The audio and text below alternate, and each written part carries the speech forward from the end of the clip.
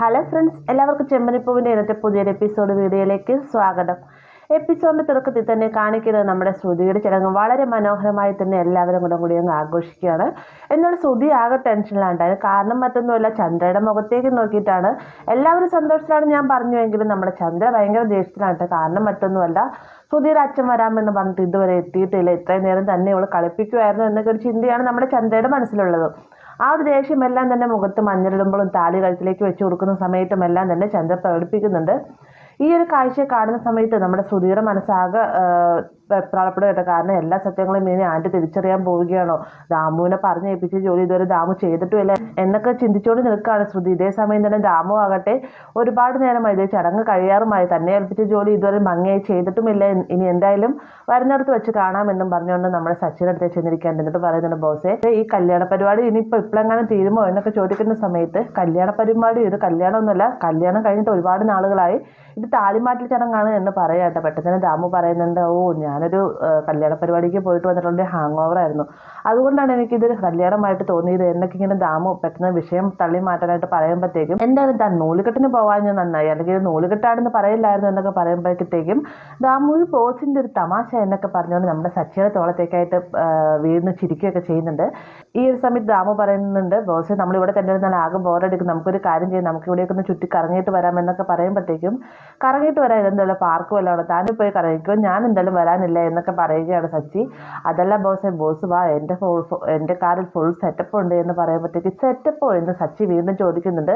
അതെ, full setup ഉണ്ട്, കുപ്പിയുണ്ട്, കുപ്പിക്ക് touch ചെയ്യാനുള്ള സാധനങ്ങളൊക്കെ തന്നെ എൻ്റെ വണ്ടിയിലുണ്ടെന്നൊക്കെ പറയുമ്പോഴത്തേക്കും നമ്മുടെ സച്ചിയുടെ മനസ്സൊന്ന് പതറുകയുണ്ട്. എന്നിട്ട് പറയുന്നുണ്ട്, ഞാനങ്ങോട്ടും ഇല്ല, ഇന്നത്തെ ദിവസം ശരിക്കും എനിക്ക് മിണ്ടാനും കൂടെ പാടില്ല, ഇന്ന് ഞാനൊരു മൗനവ്രതത്തിലായിരുന്നു എന്നൊക്കെ ഇങ്ങനെ സച്ചി പറയുന്ന സമയത്ത്, മൗനവ്രതത്തിലായിരുന്നു എന്ന് പറയുന്ന ആദ്യത്തെ ആൾ ചിലപ്പോൾ ബോസ് ആയിരിക്കുമെന്ന് പറഞ്ഞുകൊണ്ട് സച്ചിനെ കളിയാക്കി ചിരിക്കാണ്ടാവും. അതിനുശേഷം പറയുന്നുണ്ട്, ബോസ് ഇങ്ങോട്ട് വാ ബോസ്, നമുക്ക് സന്തോഷം വന്നാലും സങ്കടം വന്നാലും ഒരേ ഒരു സാധനം ഉപയോഗിക്കുള്ളൂ, അത് മദ്യമാണ്, അതിനുള്ള എല്ലാ സെറ്റപ്പും എൻ്റെ വണ്ടിയിലുണ്ട് എന്നൊക്കെ പറഞ്ഞുകൊണ്ട് നമ്മൾ ഓരോരോ കാര്യങ്ങളൊക്കെ പറയണ്ട.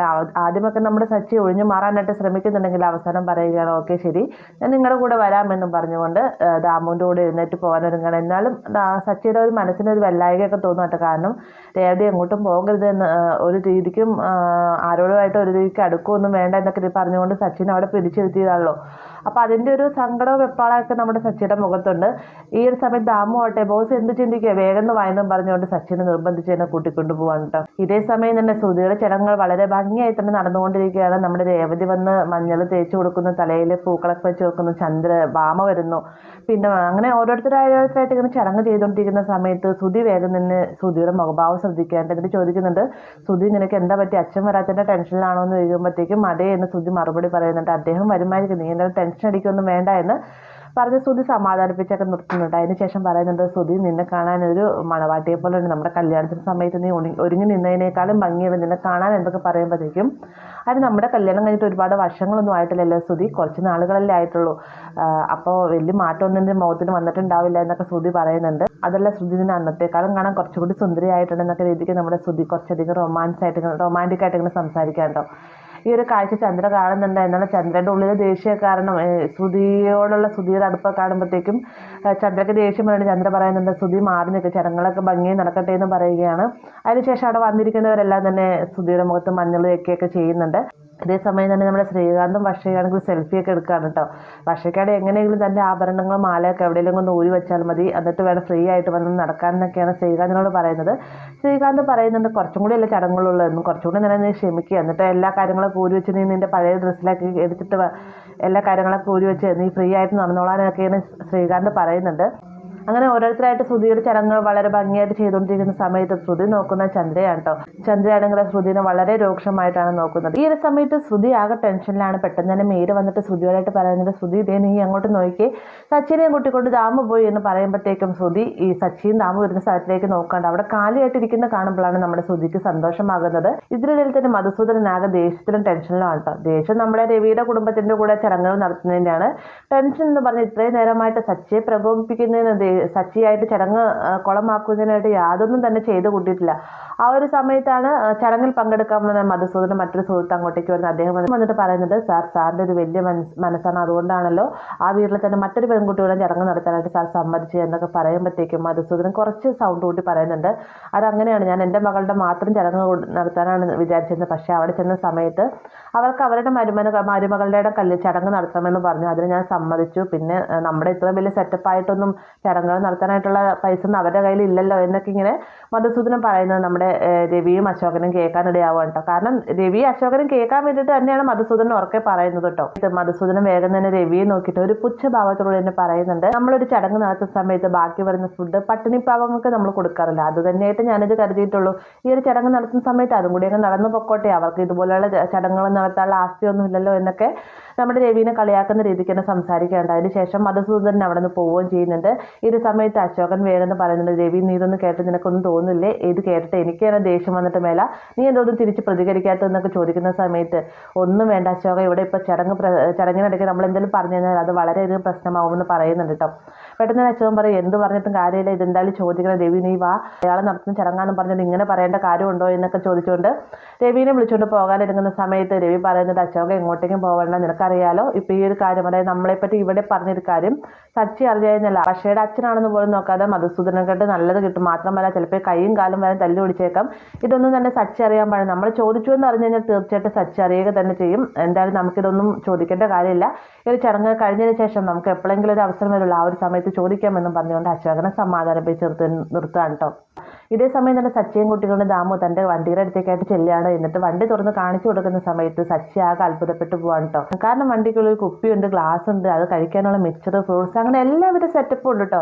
ഇത് കാണുന്ന സമയത്ത് നമ്മുടെ സച്ചി ചോദിക്കുന്നുണ്ട്, ഇതൊരു ചെറിയൊരു മിനി ബാർ തന്നെയാണല്ലോ ബോസ് എന്ന് പറയുമ്പോഴത്തേക്കും തീർച്ചയായിട്ടും ഇതൊരു മിനി ബാർ തന്നെയാണ്, കാരണം എനിക്ക് കുടിക്കണമെന്ന് തോന്നുന്ന സമയത്ത് ബാറിലൊന്നും പോയി ക്യൂ നിൽക്കാൻ എന്നെ കൊണ്ട് സാധിക്കില്ല, ഇതാകുമ്പോൾ നമ്മുടെ സ്വന്തം ബാർ പോലെ നമ്മൾ കരുതിക്കൊണ്ട് ഇവിടെ നിന്ന് കഴിച്ച് നമുക്ക് തന്നെ പൂസായിട്ട് ഇവിടെ തന്നെ കിടക്കാമല്ലോ എന്നൊക്കെ ദാമു പറയുന്നുണ്ട്. പെട്ടെന്ന് തന്നെ സച്ചി ചോദിക്കും, ഇതത്ര നല്ല കാര്യമൊന്നുമില്ല, വണ്ടിയിൽ ഇങ്ങനെ മദ്യം സൂക്ഷിക്കുക എന്ന് പറഞ്ഞാൽ അത് ശരിയായൊരു നടപടിയല്ല എന്നൊക്കെ സച്ചി പറയുന്ന സമയത്ത്, ആര് പറഞ്ഞു ശരിയായ നടപടിയല്ല, ഇത് എൻ്റെ വണ്ടിയിൽ എനിക്ക് എന്തും കൊണ്ടാവാം, എൻ്റെ വണ്ടിയിൽ എനിക്ക് കുടിക്കാം, കടക്കാം, എനിക്ക് എന്തും വേണമെങ്കിലും ആവാം എന്നൊക്കെയാണ് ദാമു പറയുന്നുണ്ട്. അതിന് ശേഷം ഒരു ഗ്ലാസ്സിലായിട്ട് മദ്യം ഇങ്ങനെ ഒഴിക്കാട്ട്. ഈ ഒരു സമയത്താണ് മീര അങ്ങോട്ടേക്ക് വരുന്നത്. മീര മരുന്നും മറ്റൊന്നിനുമല്ല, ദാമു താൻ ഏൽപ്പിച്ച ജോലി നല്ല ഭംഗിയായി തന്നെ ചെയ്യുന്നുണ്ടോ എന്ന് അറിയുന്നതിന് വേണ്ടിയിട്ടാണ് കേട്ടോ. പെട്ടെന്ന് തന്നെ ദാമു തൻ്റെ കയ്യിലുള്ള ഗ്ലാസ് സച്ചിനെ നേർക്ക് നീട്ടുകയാണ്. സച്ചി ആദ്യമൊക്കെ മടിച്ച് നിൽക്കുമെങ്കിലും പിന്നീട് ദാമുവിൻ്റെ കയ്യിൽ നിന്ന് ആ ഗ്ലാസ് മേടിച്ച് കയ്യിൽ പിടിക്കുന്നുണ്ട് കേട്ടോ. ഈ ഒരു കാഴ്ച കാണുമ്പോഴത്തേക്ക് മീരയ്ക്ക് ഭയങ്കര സന്തോഷമാണ്. മീര അപ്പം തന്നെ അവിടെ നിന്ന് പോവുകയും ചെയ്യുകയാണ്. ഇതേ സമയം തന്നെ നമ്മുടെ സുധീർ ചടങ്ങുകളൊക്കെ നടത്തിക്കൊണ്ടിരിക്കുകയാണ്. ആ ഒരു സമയം തന്നെയാണ് സൈഡിലേക്ക് മാറുന്നത് നമ്മുടെ രേവതിയും ശ്രീകാന്തും വർഷയും കൂടി സെൽഫി എടുത്തുകൊണ്ടിരിക്കുകയാണ്. പെട്ടെന്ന് തന്നെ നമ്മുടെ സച്ചി ഇരിക്കുന്ന ഭാഗത്തേക്കായിട്ട് രേവതി നോക്കുമ്പോഴത്തേക്ക് അവിടെ സച്ചി കാണുന്നില്ല കേട്ടോ. രേവതി ആകെ ടെൻഷൻ ആവുകയാണ്. അവിടെ രേവതി പെട്ടെന്ന് തന്നെ സ്റ്റേജിൽ നിന്ന് ഇറങ്ങി വന്നതിന് ശേഷം സച്ചി ഇരുന്നോടത്തൊക്കെ ആയിട്ട് അന്വേഷിക്കുന്നുണ്ട്. ഈ ഒരു സമയത്ത് അവിടെ ഇരുന്ന് ചേച്ചിമാർ ചോദിക്കുന്നുണ്ട്, എന്ത് പറ്റി രേവതി എന്ന് ചോദിക്കുമ്പോഴത്തേക്കും ഒന്നുമില്ല ചേച്ചി എന്ന് പറഞ്ഞുകൊണ്ട് രേവതി ആ ഹാൾ മുഴുവൻ ഇങ്ങനെ അന്വേഷിച്ച് നടക്കുകയാണ്. അവസാനം നമ്മുടെ രവിയുടെ അടുത്തേക്കായിട്ട് അന്വേഷിച്ച് ചെല്ലുന്നുണ്ട്. രേവതിയോടായിട്ട് രവി ചോദിക്കുന്നത്, എന്ത് പറ്റി രേവതി എന്ന് ചോദിക്കുമ്പോഴത്തേക്കും സച്ചിനെ അവിടെ ഒന്നും കാണുന്നില്ല അച്ഛാ, അവിടെ ഇരുന്നോടത്തും കാണാനില്ല എന്ന് പറയുമ്പോഴത്തേക്കും രവി ബാക്കിലേക്ക് തിരിഞ്ഞു നോക്കുന്നുണ്ട്. അപ്പോൾ രേവതി പറഞ്ഞത് സത്യമാണെന്ന് നമ്മുടെ രവിക്ക് മനസ്സിലാവുന്നുണ്ട്. അതിനുശേഷം രവി രേവതിയോടായിട്ട് പറയുന്നുണ്ട്, മോളെന്തായാലും ടെൻഷനൊന്നും ഓടിക്കൊന്നും വേണ്ട, അവൻ ഇവിടെ തന്നെ ഉണ്ടാവും, മോളൊന്നുകൂടി അന്വേഷിക്കാൻ പറയുന്നുണ്ട്. അങ്ങനെ നമ്മുടെ രേവതി ഇവിടെ ഹാളിൽ മുഴുവൻ അന്വേഷിച്ച് വെച്ചാൽ ഞാനൊന്ന് പുറത്തും കൂടെ പോയി അന്വേഷിച്ചിട്ട് വരാമെന്ന് പറഞ്ഞുകൊണ്ട് പുറത്തേക്കായിട്ട് പോവാണ്ട്. ഇതേ സമയം തന്നെ രവി അശോകനായിട്ട് പറയുന്നുണ്ട്, അവൻ എഴുപ്പോതായിരിക്കും, ഇവിടെയൊന്നും കാണുന്നില്ല, ഇനി അവനായിട്ട് എന്തെങ്കിലും ഒരു പ്രശ്നം ഉണ്ടായിക്കഴിഞ്ഞാൽ എല്ലാ കുറ്റവും അവൻ്റെ തലയിലിരിക്കുമെന്നൊക്കെ രവി പറയുന്ന സമയത്ത് ഈ സച്ചി അങ്ങനെയൊന്നും ചെയ്യില്ല എന്നും പറഞ്ഞുകൊണ്ട് രവിയെ സമാധാനിപ്പിച്ച് നിർത്തുകയാണ് അശോകൻ. ഈ സമയത്ത് ദാമു ആകട്ടെ 5 പെഗ്ഗൊക്കെ അടിച്ച് നല്ല ഫിറ്റായിട്ട് എന്നിട്ടും പറയുന്നുണ്ട്, എത്ര കഴിച്ചാലും നിവർന്നു നിൽക്കുന്ന ആകെ ഒരാളുള്ള അത് ദാമു മാത്രമാണ് എന്നൊക്കെ പറഞ്ഞുകൊണ്ട് നിൽക്കുന്ന സമയത്ത് സച്ചി പറയുന്നത്, അത് ശരിയാ, നിങ്ങൾ നിപ്പ് കണ്ടാൽ തന്നെ നിങ്ങളിപ്പോൾ 5 പെഗ് കഴിച്ചു, എന്നിട്ട് നിങ്ങൾ എന്നോട് നല്ല രീതിയിൽ തന്നെ സംസാരിക്കുന്നുണ്ടല്ലോ എന്നൊക്കെ പറഞ്ഞുകൊണ്ട് സച്ചി ദാമുവിനൊന്ന് പുകഴ്ത്തി പറയാട്ടെ. പെട്ടെന്ന് തന്നെ ദാമു പറയുന്നുണ്ട്, എന്നാലും ബോസ് ചെയ്തത് ചതിയായിപ്പോയി, ഞാനിപ്പോൾ നിന്ന് 5 പെഗ് കഴിച്ചു, എന്നിട്ട് ബോസിന് ഞാൻ നിന്ന ക്ലാസ്സിൽ നിന്ന് ഒരു തുള്ളി പോലും ബോസ് കുടിച്ചില്ല, ഇതെന്തായാലും മോശമായിപ്പോയി, എന്നോട് ഇങ്ങനെ ചെയ്യരുതായിരുന്നു എന്നൊക്കെ പറയുമ്പോഴത്തേക്കും, അല്ല ഞാൻ നിങ്ങളുടെ കൂടെ തന്നെ കഴിക്കാൻ വരാമെന്ന് പറഞ്ഞല്ലോ, പക്ഷെ കഴിക്കുമെന്ന് ഞാൻ പറഞ്ഞില്ലല്ലോ എന്നൊക്കെയാണ് സച്ചി പറയുന്നുണ്ട്. അപ്പോൾ ഈ ഒരു കാഴ്ച കണ്ടുകൊണ്ടാണ്, അതായത് സച്ചി കയ്യിൽ ഗ്ലാസും പിടിച്ചുകൊണ്ട് നിൽക്കുന്ന കാഴ്ച കണ്ടുകൊണ്ടാണ് രേവതി അങ്ങോട്ടേക്ക് വരുന്നത്. ഈ ഒരു കാഴ്ച രേവതിനെ വളരെയധികം സങ്കടം സങ്കടപ്പെടുത്താണ്ട് രേവതി പെട്ടെന്ന് തന്നെ സച്ചിയുടെ അടുത്തേക്ക് ചെല്ലാൻ തുടങ്ങുന്ന സമയത്ത് സച്ചി ദാമുവിനോട് പറയുന്നുണ്ട്, ഒരു കുടിയെ മറ്റൊരു കുടിയെ വിളിച്ചു കഴിഞ്ഞാൽ ഒരിക്കലും ഞാൻ വരില്ല അല്ലെങ്കിൽ കഴിക്കില്ല എന്ന് പറയാൻ പാടില്ല, അങ്ങനെ പറഞ്ഞു കഴിഞ്ഞാൽ മറ്റൊരാൾക്ക് സങ്കടമാവുമെന്നൊക്കെ പറയുമ്പോഴത്തേക്ക് ദാമു ചോദിക്കും, ഏത് കുടിയെ അങ്ങനെ പറഞ്ഞു, ഞാൻ അവനൊന്ന് കാണട്ടെ എന്നും പറഞ്ഞുകൊണ്ട് തിരിഞ്ഞു നിൽക്കുമ്പോഴത്തേക്കും സച്ചി പറയുന്നുണ്ട്, വേറെ ആരെയല്ല ഞാൻ ഉദ്ദേശിച്ചത്, ഞാൻ എന്നെ തന്നെയാണ് ഉദ്ദേശിച്ചത്, നിങ്ങൾ എന്നെ വിളിച്ചു, ഞാൻ നിങ്ങളുടെ കൂടെ വന്നു, അതെൻ്റെ ഒരു മര്യാദ, ഞാൻ പക്ഷേ കഴിക്കുമെന്ന് ഞാൻ പറഞ്ഞില്ല, എനിക്കൊട്ട് വേണ്ടതാണ്, ഇതും കൂടി നിങ്ങൾ കഴിച്ചോളാൻ പറഞ്ഞുകൊണ്ട് സച്ചി തൻ്റെ കയ്യിലുണ്ടായിരുന്ന മദ്യം കൂടെ കൂടിയിട്ട് ദാമുവിൻ്റെ ഗ്ലാസ്സിലേക്കായിട്ട് പകർത്തി ഒഴിക്കുകയാണ്.